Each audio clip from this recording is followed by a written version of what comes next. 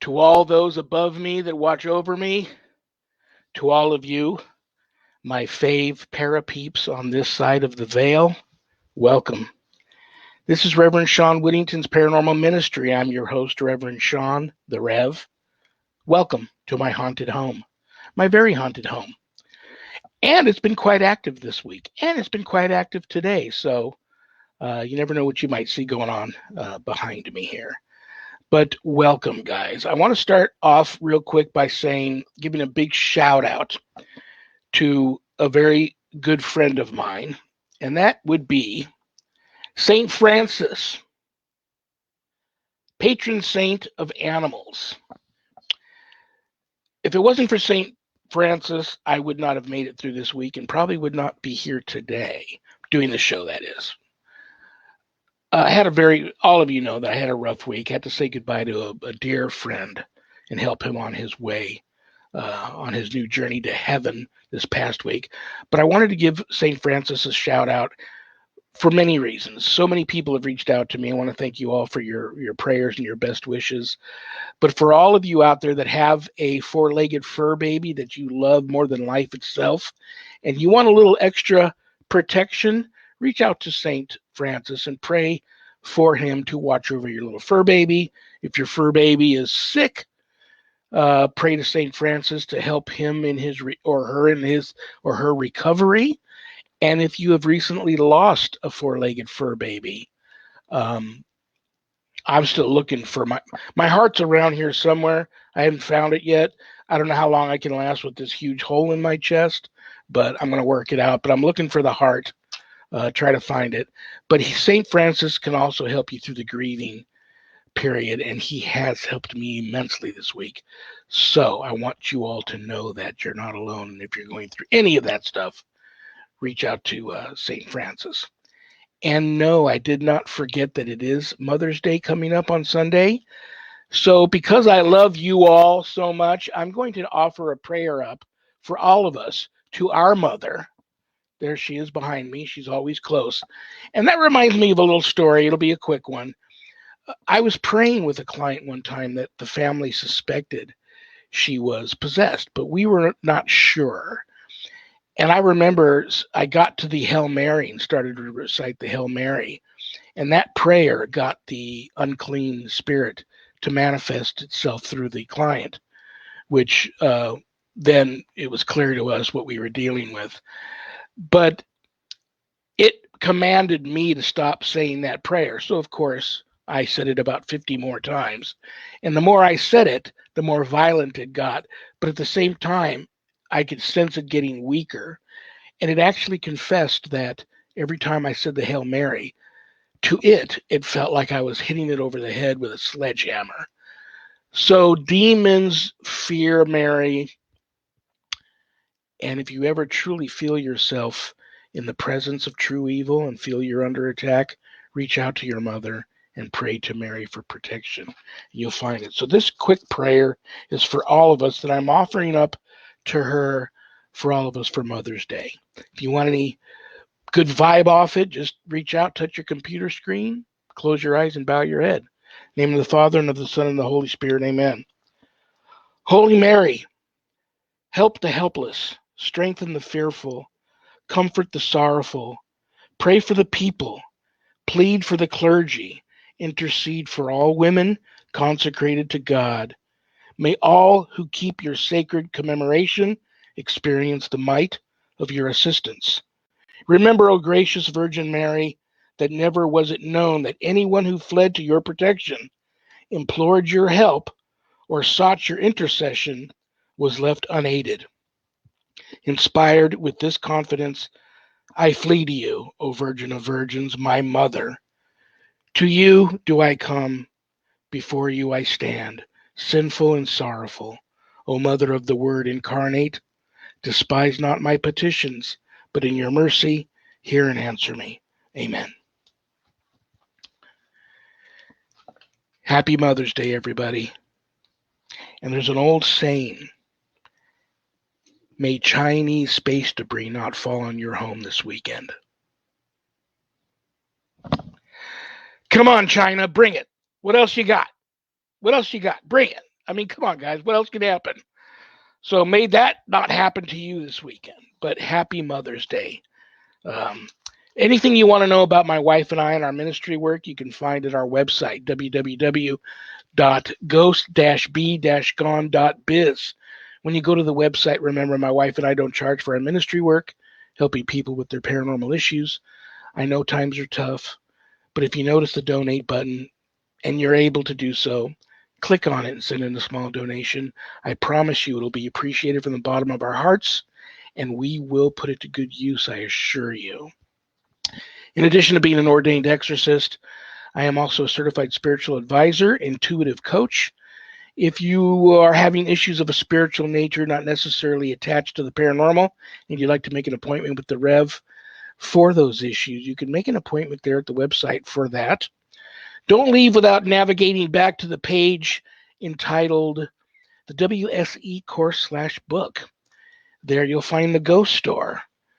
Cool things in there like this throwback Ghosts Be Gone coffee cup. But I got to show you guys this. Look at these. These are beautiful. Didn't these come out nice? Ghosts Be Gone at the top. Beautiful artwork in the middle. Wear the armor at the bottom. Navy blue comes in black and white, short sleeve, long sleeve, whatever you want. That's for the Ghostbuster that's got a little spiritual warrior in them. But that's a beautiful shirt. I'm so pleased the way it came out. You'll find that there at the Ghost Store. At the bottom, you'll find my new haunted autobiography, God, Ghosts, and the Paranormal Ministry. A true story inspired by spirit and divine intervention. And I quote, the scariest book I ever published. That was Annette Munich, my publisher. But please don't let that scare you off of purchasing a copy. A lot of good versus evil in it, where good wins. But the best part of the book is that part of the proceeds of every sale of every copy of the book goes to support stjude.org and St. Jude's Children's Research Hospital, Nevada, which is a beautiful thing. And I recently added a new charity to it. Yay. This was a no-brainer. I don't know what it took me so long to add this one. ASPCA. So you help the animals too. You can get the book at the website. You can also get it on Amazon. If you get it at the website, it comes in a beautiful house blessing kit. And it comes autographed. I don't know if that makes the book less valuable or more valuable, but I will autograph it for you, put a personal blessing on it, and send it to you in a house blessing kit. A little further down on that page, you'll find the WSE, the Worldwide Society of Exorcists, which I am a founding member. I offer a 12-week online college-level course, Introduction to Spiritual Warfare, through the WSE. And if you've ever felt a calling to want to know how to draw your line in the sand and make a stand against true evil, God forbid if it ever comes calling, that is the course for you. All my students that graduate get a stunning diploma, certificate of completion suited for framing, along with some other very special blessed items that you can only get from yours truly, the Rev. You can enroll in the course there at the website. If you want to know a little bit more about it, you can go to the Worldwide Society of Exorcists Facebook page and read a little bit more about the course. Please keep all of my former, current, and future students in your prayers. All right, what else? Oh, wait a minute. This just coming in. News flash. The ship has landed. My guest is embarking. We're going to go there now, live from a secret, undisclosed location in the UK. The UK's leading authority on all things paranormal and extraterrestrial. Brothers and sisters, please welcome to the show the one and only Steve MERA. Steve, are you with us, brother? Hi, Sean. Yes, thank you. Thank you for having me on. Oh my gosh, I love your face. It's been a long time, man. I haven't. It's been a while. It's been a while. You and I, we message back and forth, on and off here and there over the years. But I haven't had you like this in a while. I try not to bug you guys in the UK too much because I know the hours are different. It's 10 p.m. in the UK there. So God bless you. Thank you for spending an hour with me on No, that's okay. late at night there in the UK. And so Yeah, Let's well, it has been a bit crazy over the last couple of years, or year and a half now, as we all know, because of the situations that each and every country is had. We are slowly getting a bit better here now, and things are starting to settle down, which is good. And I hope that other countries will follow soon, because there's some terrible stories out there. But for me, it's been a head down. Not being able to do traveling. I mean, I was supposed to be in probably about 5 or 6 different countries over the year, doing lectures, research, that sort of thing. yeah. But with no traveling, it's just basically been focusing on research. So it was an opportunity to get all those things done that we needed to get done, and usually get pushed aside because we're too busy traveling around and doing things. But we've done very well spending the last 18 months in research, and hopefully, I say within the next couple of months, then we should be back on target. We've been able to travel and do some of the things that we love to do. Very, very cool. Very, very cool. And that'll make a lot of your fans and followers happy because that's when you're at your best. I know you well enough to know that that's when you're at your best. But I have to ask you, oh my gosh, you mentioned how crazy the last year has been all over the world. It's like India right now, the whole country shut down. How are things there now where you're at with the Well, pandemic and all of that? I've got some good friends in India. In fact, one of them is actually in the UK. He has a place over here as well, so he managed to get out of India just prior to all the major lockdowns. But a lot of the families over there, are living in the poor conditions, and therefore, the whole process of monitoring if they've got this virus or not is so difficult. And of course, I mean, the majority of people are being infected, because a lot of them don't quite understand the situation, Yeah, properly, and social distancing and things. So obviously, it's been hit with them very hard. I'm hoping within the next couple of weeks we're going to see that curve coming down, because India is a very busy place, as you might know if you've ever visited there. It's people are on top of you all the time. It's very, very difficult not to. And when situations are like that, that the control regarding this virus situation is not going to go well. So I think they kind of realised what was going to happen, and they're implementing lockdowns. They're doing what they can, but it's a kind of a catch-up process at the moment. So, and we have some work to do in India, funny enough, as well. So we're hoping at some stage, we're going to see that curve come down. And I think each and every country has got its own duties to do, Sean. absolutely. And it's come late to some countries, and there's certain variants in this virus now, apparently. So I think each and every country needs support. I know that England are supporting India now as best we can, and I'm sure they will get there. It's just going to take some time, I think. Where do you stand? And there's no wrong answer here. I have family and friends whose opinions are all over the place. Where do you stand on the vax? Well, I haven't had the vax because I don't want to put anything in me. I don't know what it consists of. My doctor, if I was to ask them, would probably turn around and say, I don't know what's in it. It's not been trialed. And be honest with you, I've struggled with this, trying to figure, am I going to have it? Am I not going to have it? If it came to the point where, I mean, though they're saying it's not compulsory to have the vaccination, but, if you come to the point where you've lost so many liberties that you're forced to have it because you can't live the life that you would normally live without having the vaccination, then I have to follow in the same steps as my mother and my father have had the vaccination, and that's the way it'll go. But my heart tells me that I'd like to evade anything that might be foreign to my body, that is going to be put into my body, that I'm unaware of exactly what it is and what it's going to do. I've seen that there are people that have had side effects. I know it's a minority of people, but some of those those effects, some of them can be fatal, and that's scary. And I can see people utilizing the internet every single day to read these horror stories. And I have to say, it is a minority of people which are affected. and some of them can be fatal. But the fact is that it is down solely to individuals themselves should they want to take and have this vaccination.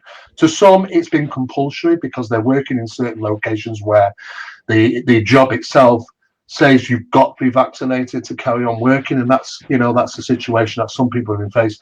But for others, there's just uncertainty, and it's the same here in the UK as it is many other countries. I mean, I talk with colleagues all over the world, and they're pretty much saying all the same thing. There's concerns. There's absolutely concerns. Yeah, there are some that believe that there's some form of conspiracy behind it. There are others that think that it's a genuine vaccination. And they just got our interest best at heart. But it's you put your own head in a tailspin. If you were to read and watch everything, you will just end up more confused. At the end of the day, you've just got to sit back and realize what the consequences are should you have the vaccination, and there is a minority of people which have been badly affected, or if you don't have it and the off chance of you might getting it can also be bad. So it's kind of a seesaw effect, Sean, and we are living in times when I've never felt it more disruptive, literally spiritually in a sense of speaking. Just people that just don't know where to go and who to talk to and who to trust. It's become a very problematic thing, especially here in the UK. Your parents doing okay after they got their vaccines? My parents are doing okay. Yeah, they're fine, and that's okay. That's fantastic. There's always a gamble, obviously, with the vaccination because they didn't have time to trial it. Most of the time we'd have 10, 15 years under the belt, saying yes, we've trialed this for 10 years and we can put it out to the general public, but we didn't have that time, and we had to become the test subjects in a sense of speaking. But the good thing is, for a majority of people, they seem to have no effect and going about their daily lives, and that's a good thing. That's a good thing. Well, I have a few questions for you, and I also have some questions for you from some fans and followers. As soon as I started promoting that you were going to be here tonight, people start saying, okay, ask him this, ask him. But what I want to first get out of the way, and if he's watching, I hope he doesn't take it the wrong way, but I want to say a few years back, I was invited out to Rhyolite. I still think that's Nevada. Rhyolite's in Nevada. And it's a ghost town, and it's like, on the outskirts of open Mojave Desert leading into Area 51. And I was invited out there by the infamous Barry Fitzgerald to help him work on a missing person case of a hiker that went out there, an extreme hiker went out there and claimed he discovered a portal to another world or another dimension, went back home, told everybody about it, then went back to the supposed portal and disappeared off the face of the earth. Nobody's been able to find him. So when I was driving out there, he still owes me for a speeding ticket because I was running late and I'm out in the middle of nowhere flying. I'm probably going 90 miles an hour. And sure enough, sitting on the side of the road, probably having lunch, was a highway patrolman. He didn't even light me up. I passed him by. I just pulled over, turned my car off, put the keys on top of the roof, turned the music up, and just relaxed. I knew he was coming. And sure enough, he was right on me. So I told Barry that you owe me for a park fee. He still has yet to pay me. But I went there expecting to also meet you. And I didn't know that you weren't going to be there. I walk up and I see, okay, Joe Chin, Paul Bradford, Barry Fitzgerald. I can see those guys anytime. Where's MERA? And you didn't make the trip. So I wanted you to know that I was very disappointed I didn't get to meet you in person then. But you and Barry went on a phenomenal trip. Was it Peru for the miniature mummies? We did. Yeah. Tell me a little bit about that. Looked like that was an amazing experience. Well, it was an experience we won't forget in a hurry. That kind of came about because the last work I'd done in identification of something unusual was when a small creature washed up on Montauk Beach, and it was being referred to this is going back some years, as the Montauk Monster. and it couldn't be identified, and it was something unusual, and there's lots of stories connected to some secret facility where they were conducting tests on animals and all sorts of things. And I was asked to get involved in the case to try and identify what this creature was. And it didn't take very long. It took only a few days to verify that what this Montauk monster was, in fact, a raccoon. But the raccoon had been washed up on shore and had been at sea for some time. So the first thing what happens to any animals which are out in the sea is that the first thing is to become bloated, and the hair comes off, and they become bald, and extremities start to shrink to the point where you just start to see bone. So what basically people couldn't identify this animal, and it was in fact just a raccoon. So we put the details forward, and because of the work we were involved there, we were officially asked to investigate these mummies that apparently had been dug up in Nazca, in Peru, and to go there and conduct a thorough investigation and document it. And so we did, so we headed off to Peru. And the first thing this is my first visit to Peru, though I have visited many other countries. It was on my bucket list, I hadn't actually done that.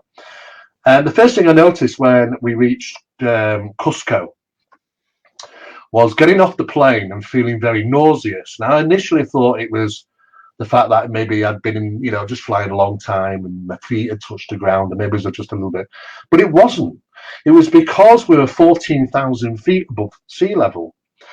And that was the hardest thing about doing that investigation there, along with Barry, because the process of our working day would be, you get up, you go to the bathroom, you vomit, and then you get ready and you go out and you have something to eat, breakfast maybe, then you go to the bathroom and vomit. And this was a daily thing, and the locals kept telling us to have these types of tea, and it will help settle, so we kept drinking it in the buckets, but it didn't help us much. But also that the air was quite thin, and it's quite a hilly or mountainous region. So there was quite a considerable amount of trekking involved, going up hills and mountainsides. And this is the sort of thing, if you're not used to it. And an example was, I bent down to tie my shoelace and I got up and I was absolutely tired out. It felt like I'd run a marathon, and when you see these old ladies that live in Peru, jogging past you 80 years of age, you think how well they've climatized, But that's what made our investigation very difficult. And it was all very secretive because apparently the Peruvian government, were out to find these mummies because they know that they were going to be ending up on the black market. Now, Peru has a massive, massive black market, and we've talked with the Peruvian government on more than one occasion, and they openly admit that they cannot handle it all. It's just their heritage is being sold left, right, and centre, and smuggled out of the country all over the place. And a lot of looting of, unfortunately, grave sites, ancient grave sites, happen because there are artifacts which are buried with people that have passed, and those artifacts are being sold. Now, the country is really at fault because you've got the people who are wealthy, and you've got the majority which are very, very poor and living in basically squalor. And they will do anything to try and earn an extra pound or extra buck, should we say. And they'll go to extremities because at the end of the day, they've got food to buy, they've got children to feed, and they've got to get on with their lives somehow. And the government really doesn't help them. So that's initially why there is such a problem there. So when we went there, we realized very quickly that those in charge of these mummies was in fact the Vaqueros. Now they're like the robbers, the grave robbers, the Mafia. They carry guns and all that sort of thing, and it was all very, very secretive. So we had to leave the hotel where myself and Barry were staying at, and we were asked to be blindfolded, but they asked us to be blindfolded to be taken to the location, and we refused. We just said, well, there's no way we're going to be blindfolded. Absolutely no. You asked us to assist. So there was a bit of discussion backwards and forwards, and they allowed us not to be blindfolded, and they took us up into the mountains. And that was even worse because I think we ended up from 14,000 feet to 18,000 feet. And it was really struggling hard to breathe in the car. In fact, the car kept stalling several times because there's just not enough oxygen to keep the engine going. So every now and again, you start to shudder and just stop. And then you give it a few minutes and you start the car up again. And so it was several times the car just stopped because of oxygen. And of course, myself and Barry are sat in the back of this, and it's very hot there, and we're sat there dripping in sweat, struggling to breathe, trying to figure out where the hell we're going. And they took us up to some old warehouse with dogs outside, which were scrapping with each other. And there were guards there. They looked like, Mafia type guards there, in front of the doors. And we pulled up with this old ruined warehouse. And we went in, and it was all quite derelict, really, except for upstairs. As soon as you go up these stairs and into this room, it was like, oh, wow, this is like a full-on operation room. It's like a surgery.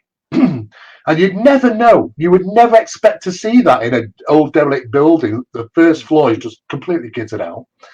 And and out from these cupboards, they brought these mummies and they placed them on the top. Now, they started with a small one. Now, Barry knows how I work, and I know how he works. And he bring out this first one and put it on this table, and it's a foot long. And Barry's looking at it, and I'm looking at it, and I can see it's got a head of a fish, which is clearly a fish, a head that's been struck on, and twigs for arms, and a couple of bird bones for its torso, and so on. So I'm looking at this, and I completely forget the scenario. I completely forget where I am, and that I'm surrounded by vaqueros with guns that want to sell these things and make a profit. I look over this for 30 seconds and I lift my head up and I blurt out, well, that's fake. Oh. Barry looked over at me as if to say, well, you could have kind of, said it a bit nicely, not so abruptly. But that's just kind of the way I am, and I said, this is fake. It's got a fish's head, it's got bird bones in it. He said, it's a toy, it's nothing. We want to see the other stuff, the good stuff. Now, I don't know if they were testing us, it might have been a test, but I quickly identified that. I could see the sweat dripping off Barry here, you see, because he's wondering, make sure this goes right. But we have to do our job. So the next thing they roll out are these small, these other, slightly larger, and they are probably about 2 to 2.5 foot long. And they had unusual heads on them. But as I was analysing them, and from the images you'll see on the internet, you'll see me with these gowns and operation mask and all the gloves and things, because, that was the procedure we had to go through. And I'm scrutinising and I'm looking at the x-rays, because they had some x-rays done of these bodies, and I'm looking at them. And the first thing that struck me about these ones, and there were about maybe 5, 6 of these 2.5 foot long beings, was the fact is that how they moved. Because what I'm not seeing, it's not what I was seeing, is what I was absent from the x-rays, was ball joints. They didn't have any ball joints in their arms, nor the legs. So if these were real critters, they would have never been able to move around. And I thought to myself, well, how did he move around then if they'd not known ball joints, And then the more I looked at it, the more things didn't add up. I was looking at the x-ray of the hands, and it looked like part of this bone didn't fit with that part of the bone. It looked unnatural. So rather than me suddenly blurt out and say, look, I think this is a bit dodgy as well, I calmed down and said, well, it's interesting. I'm going to have to go away and have a look at this.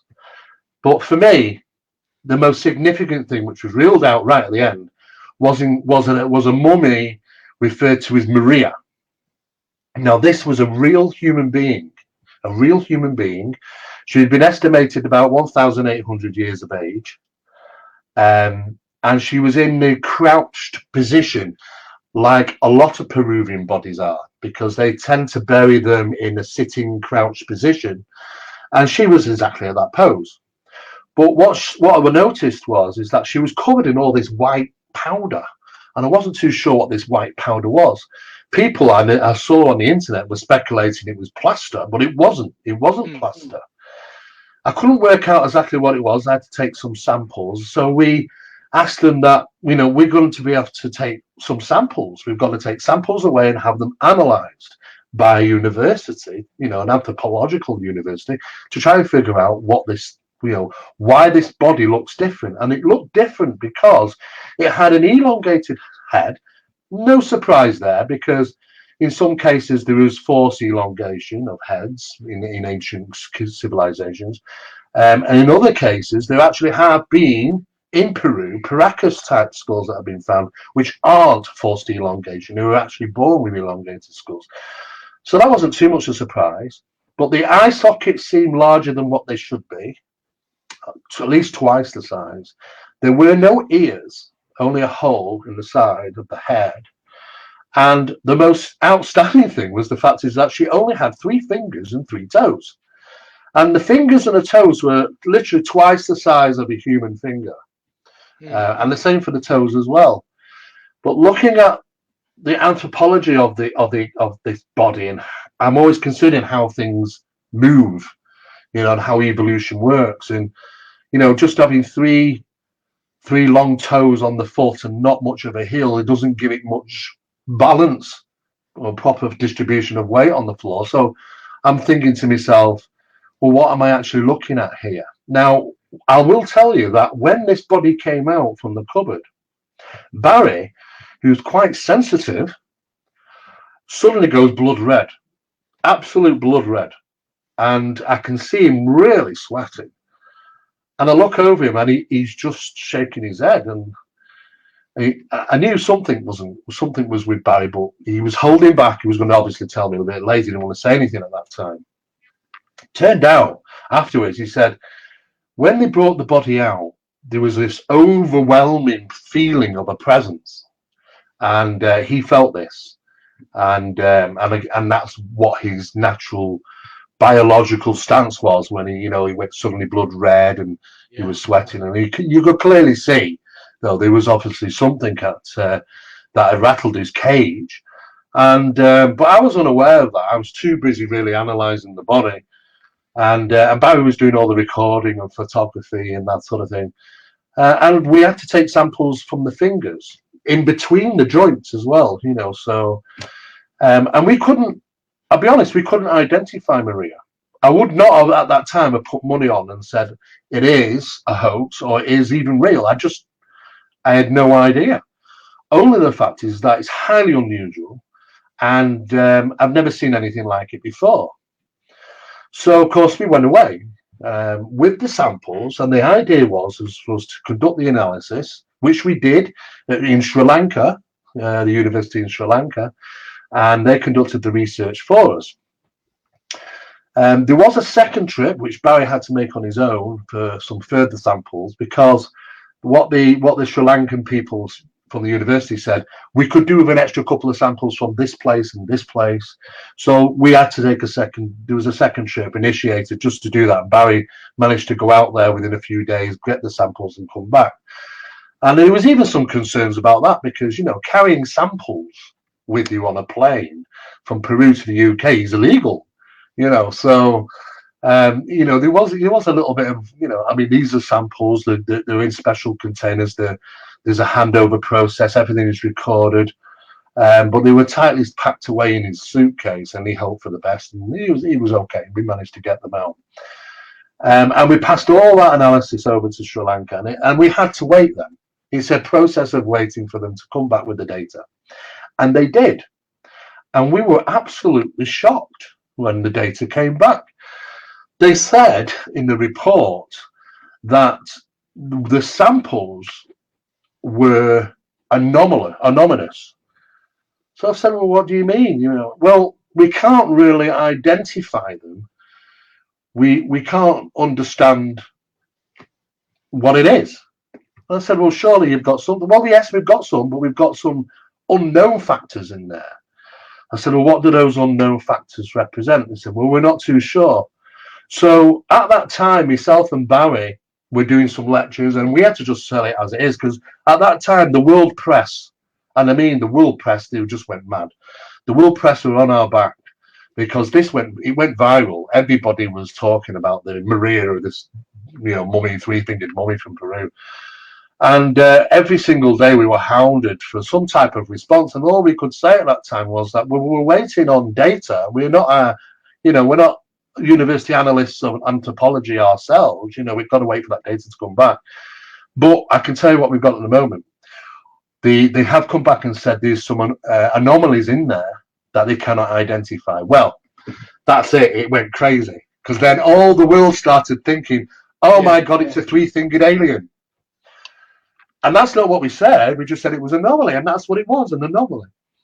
And the world went mad. And of course, everybody was quoting, saying that, oh, well, it's an alien mummy, and, it's the first time we've got this, and da, da, da. And of course, this went on for some time until eventually the more thorough investigation carried out by Sri Lanka University came forward, which identified what the anomaly was.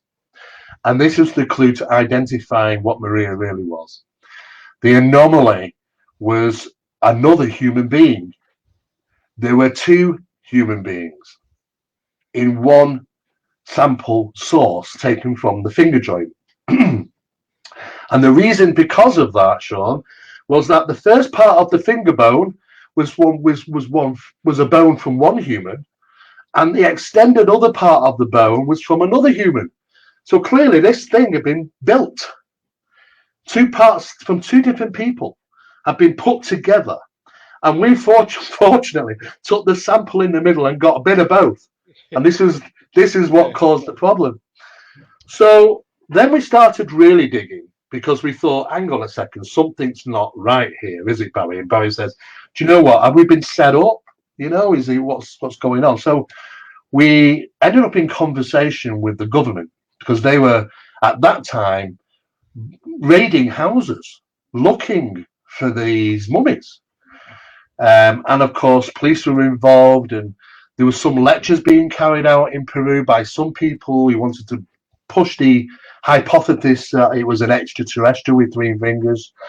And the government was breathing down on even them, because they didn't want that sort of information put out there. Because the reason being is that if people think it is really a three-fingered entity from somewhere else, then the price value on MERA is going to go very, very high. And that's exactly what happened. The value of MERA was around about $1 million.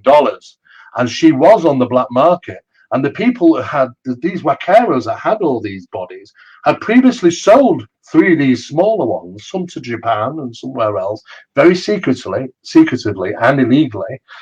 And we're making a lot of money on it, these vaqueros. So, of course, we come along and suddenly we turn the coin on them and say, look, we go to the national press, international press, and say, look, here's the evidence.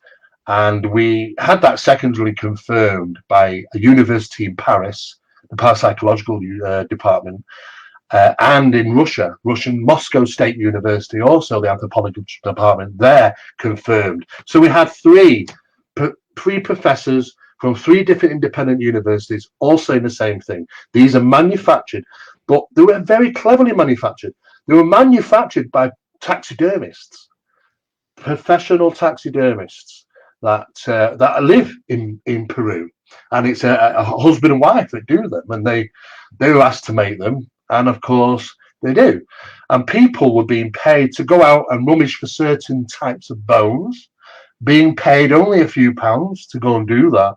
These bones would be collected, and of course a mannequin is made from all these, and of course manufactured to make it look like an alien, and of course put it on the black market and sell all the money. Well, of course, the unfortunate side of that was we came out.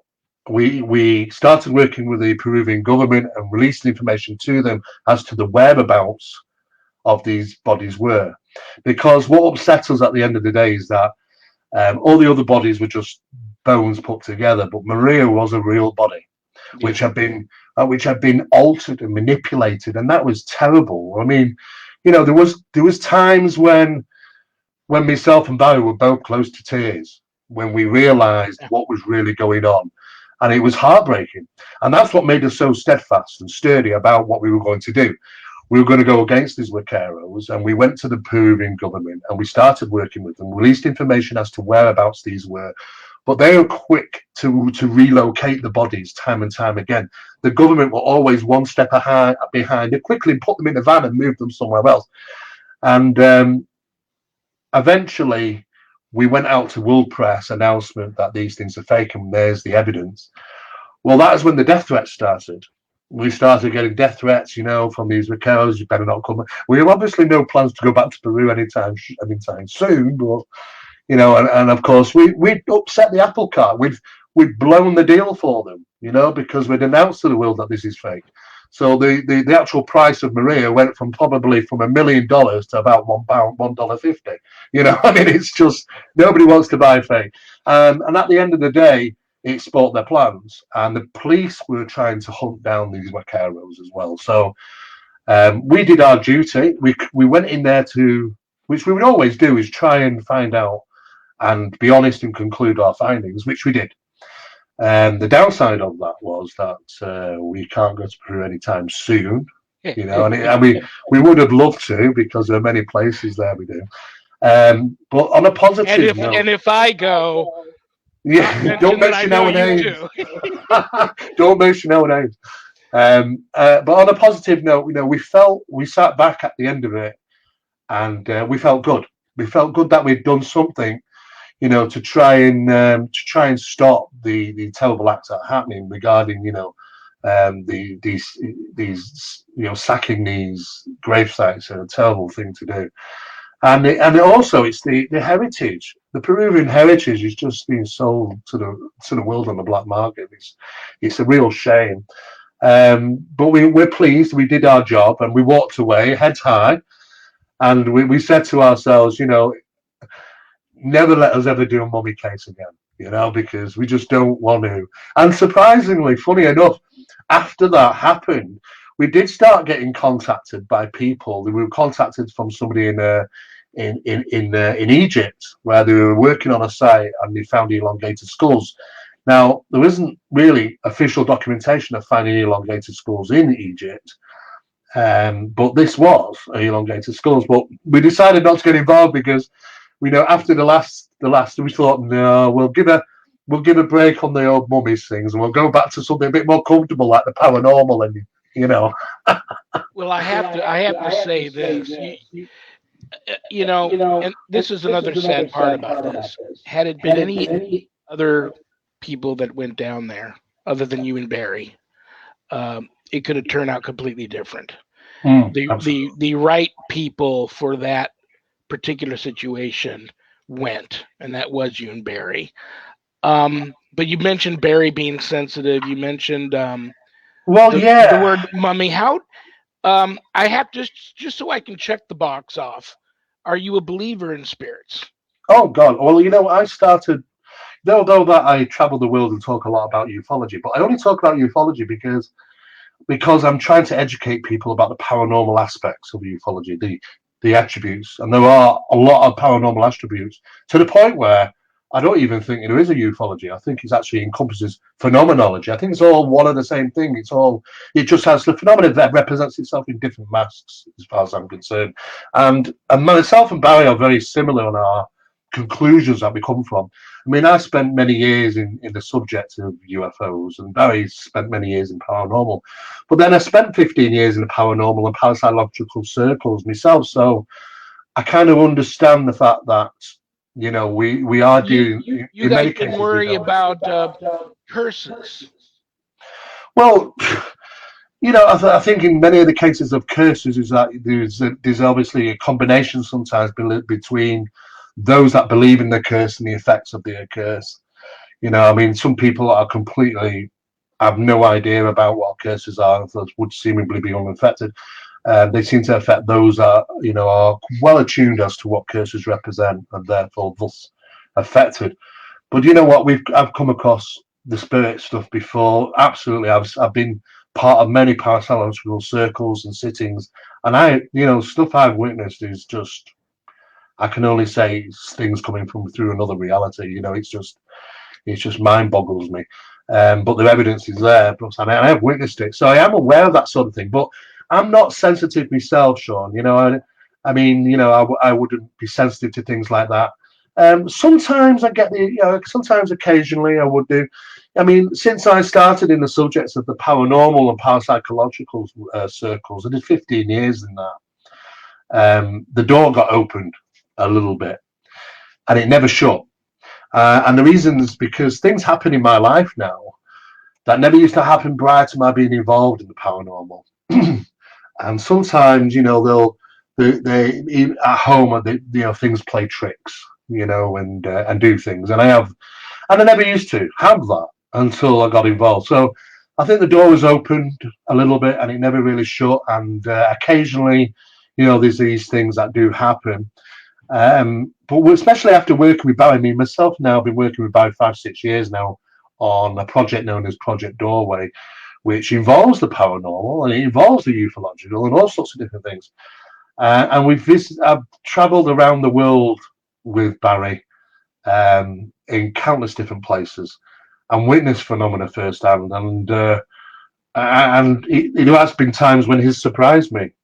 Some of the things that I experienced in Ireland with him was just jaw-dropping, and I thought I'd seen it all. But there was a very old aspect to that phenomena, and Ireland is very traditionally steeped in that history, and Barry knows where to take you to go. He never said anything to me. He just knew that I'll let Steve go and see what he makes of it. And lo and behold, it happened whilst we were there, and I witnessed, and he knew I'd witnessed, and I witnessed, and I just shook my head and I said, "Well, that's a new one on me, Barry. I've never witnessed anything like that before." And I started working in regarding portals with Barry, and we've got to the point now where we've measured them, localized them, we've measured them, and we've even got a time displacement within them.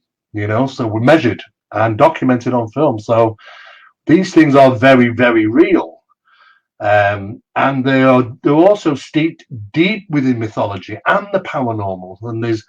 And surprisingly, even the aerial phenomena seems to manifest in those locations as well. So we knew there was a combination between these subjects. And then when I started learning ufology, my mentors told me that, it's aliens coming from some other planets. They're traveling the distances of space in their ships, and they're very real metal ships and this, that, and the other. But, as time's gone on, we realized how wrong those mentors were, because we are dealing with metaphysical phenomena. Sometimes it's as if it's apparitional, and they materialize and dematerialize just like apportations do. And what was good is that we did a case a few years back where there was a home it had been infested with paranormal phenomena, and there was an apportation that took place, and it was a coffee mug. And lucky for us, the person's home, she had recently bought that coffee mug because it was a set of 4 coffee mugs, which she bought as a pack only a month ago, just normal white mugs. And they come off the production line from ceramic mugs, and she bought them. And this particular mug was seemingly disappeared from one location to another location. And what's interesting, we always measure the displacement between point A and point B, as opposed to where it moved from to where it left. So we always measure that out in a straight line as best we can. We do that purposely because similar figures seem to come up. Another apportation took place 4 days later, and it was the same distance it traveled from point A to point B, which was the displacement, which leads to us to believe we're dealing with some type of intelligent mechanism here. There's a kind of a rule book type of thing going on where things can be identified. So we thought it was a great opportunity. We asked if we could take this mug, the apported mug, which looked just like any of the other mugs, away with us for analysis. And we did. And what was absolutely fascinating is that we put the mug was taken apart, broken apart, and analysed. And it was put under microscopy, 3 different forms of microscopy, right to the atomic level. And it came back, and we were absolutely startled that the mug looked like the mug. It felt like the mug. It weighed the same. There's absolutely no way you could even visually identify that mug being different than any others. But it wasn't the mug. It was not the same mug. Because under the microscope, the diathermic reaction that had taken place in that mug, it might not even be the same mug. It might not even be. It might be a replica, as far as we know. It was that different under the microscope. Because we tested it against a normal mug. And we look at that one and look at this and we go, hang on a second, are you sure this is the same? And it was the mug, it was the apported mug. And we were absolutely baffled. So the report was saying about the amounts of diathermic reaction taking place in the apported mug. And we knew we'd seen this information before, the levels of diathermic reaction. Where had we seen these levels of diathermic reaction before? And it was annoying us, but I knew I'd heard about it before. So I went back through the old case files and started looking through. Eventually found it.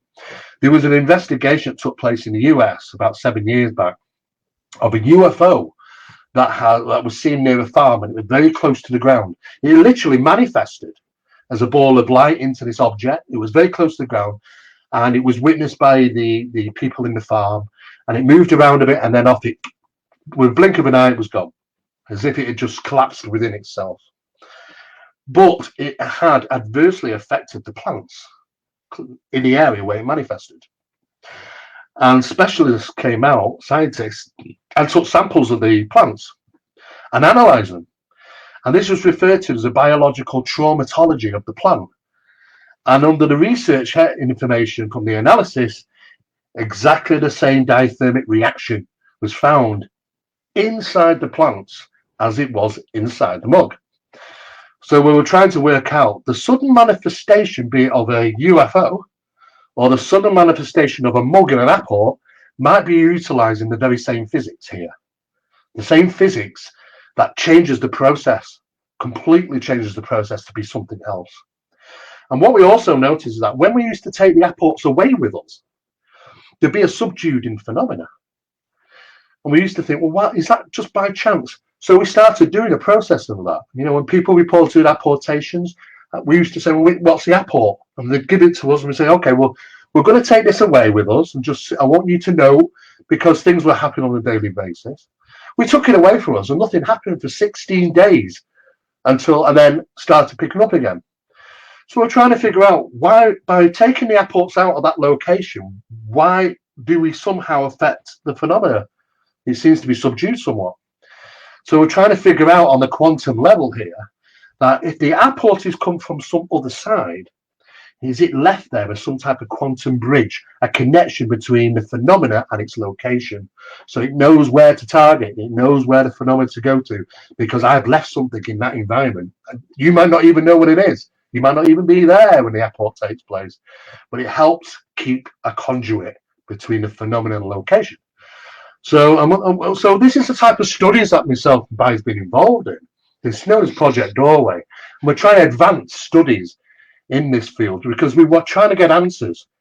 You know, we're really trying to get some answers here. That we're starting to see some evidence within the quantum mechanics, you know, altered reality, and of course with time displacement as well. We've kind of seen time displacements, and they're invisible to the naked eye. You can only measure them with specialized equipment. And now there is specialized equipment that can measure time displacement. And we've done that, and we've found evidence of it, which is fascinating. Well, I knew this was going to happen to me tonight. That yeah, it's a complicated world out there. It really is. Well, we only have a few minutes left. I knew this was also going to, I did know this was going to happen, that I was going to make a whole series out of having you come on and talk about things. Incredible. Well, I've done the ghost hunting and I've done the ghost busting. I've done those things, and for me, I knew there was always more. I knew there was always some form of what I refer to as paranormal mechanics. There's something behind there, intelligent wise, a mechanism. And as soon as we start to realize what's going on, we can almost predict a pattern. And if we can do that, then we can make a change as best we can, unless we are dealing with something which is a little bit more untoward. And of course, there's only one way to deal with them, as we know. Oh my gosh. You live in the most haunted country in the world. I don't think it's ever lost. That title has ever been in jeopardy. No. Let me quickly mention a couple of things I want people to know about you. www.mapit, M-A-P-I-T KK5.org. That's one website I want people to go and look at and check out your work. Phenomenal stuff. Also, www.phenomenamagazine, all one word, .co.uk. Phenomena Magazine. Wonderful, wonderful work you do there too. When was the last time, in just a few moments we have left, when was the last time you just went out on a good old-fashioned investigation of a good old-fashioned English haunting? Yeah, I do. I'm always helpful. I'm always helping people. But the last actual investigation I did, because our studies have been so seem to be right at the nail on the head, should we say? I didn't even have to attend. The person who contacted me was a police officer. He was having problems in his home. He'd had problems for about 8 months, and it got to the point where his daughters were moving out. This thing was really on a daily basis causing havoc for the family. And I remember Barry pushing through some research to me, and I said, well, let's trial this research as I've trialed it before because it's been successful. And I said to him, I said, do me a favor. I said, I want you to buy some UV lights, UV lamps. They're just a bulb that you plug in, but they're ultraviolet. And I want you to, at night, I want you to put them, so kind of one in each room. They're only very low wattage, so it won't cost hardly anything to run. And just pop them on at night. And also, I'd like you to place some iron around the home, as in raw iron. You can find it in all sorts of different things. It's not so easy to buy these days, but there's an old tradition about iron and about how phenomena somehow seems to be, doesn't seem to like it and affects the situation unfolding.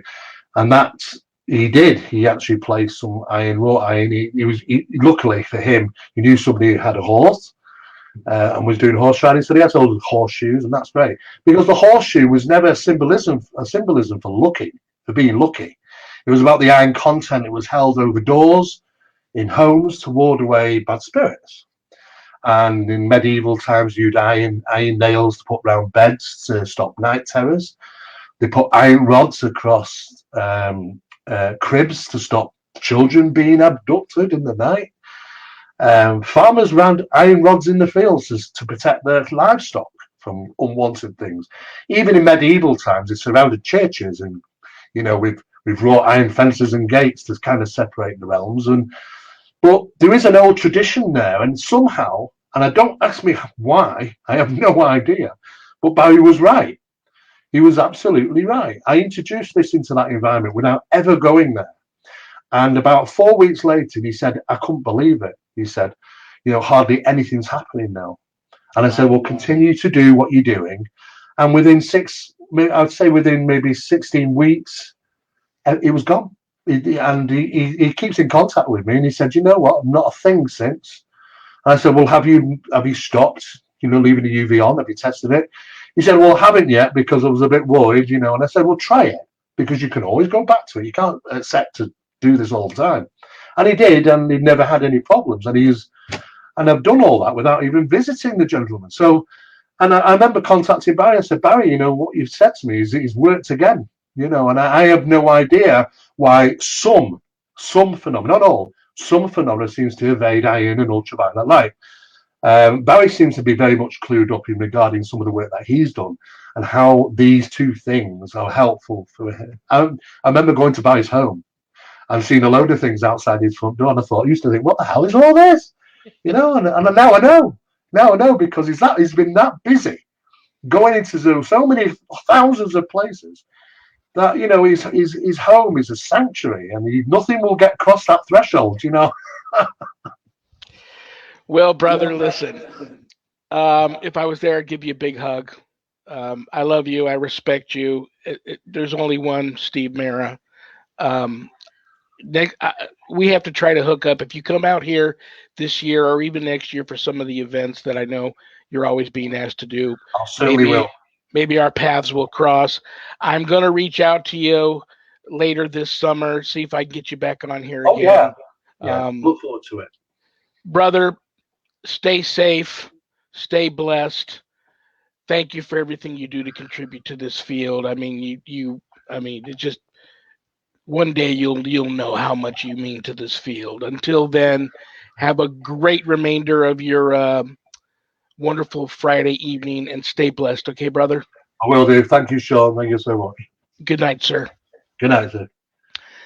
Brothers and sisters,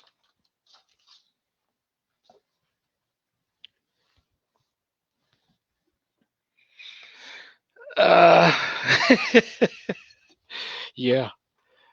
And that's the kind of stuff I experienced when I was in Rhyolite with Barry Fitzgerald. It was, and you get the two of them together, and you're just like, why do I even do this? Anyway, I hope you all had a good time. I had a great time. I'll try to get Steve back as soon as I can. Very busy man. It's late there on a Friday night in the UK.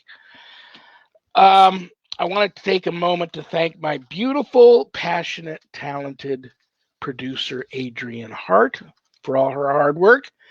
Desert Heart Paranormal. She's known as the Ghost Granny. She's also co-owner of the Paranormal United Network. I want to thank the Paranormal United Network for simulcasting my show on their Facebook Live page. And if you like my show, guys, go to their Facebook Live page, check out their lineup. They got a lot of shows there, way better than mine. You won't regret it. You'll thank me later. So go and check them out. I will be back here next Friday, the 14th. Oh my gosh, you guys are going to love her. The world's leading authority on all things Ouija and spirit boards, and she's an extremely gifted channel and is tapped into source energy. A wonderful, wonderful woman. You're going to love her. Karen A. Dahlman will be here next Friday on the 14th. Until then, stop the violence, stop the anger. Anger is just a punishment we put on ourselves for somebody else's mistake. And you can't get respect unless you give it. So start respecting. Give out the respect. I love you all. I don't have a show without all of you. So heartfelt thank you for tuning in today. On that note, good night, Harold. Rest in peace. Good night, Ernie. Good night, Bill. Good night, Dan.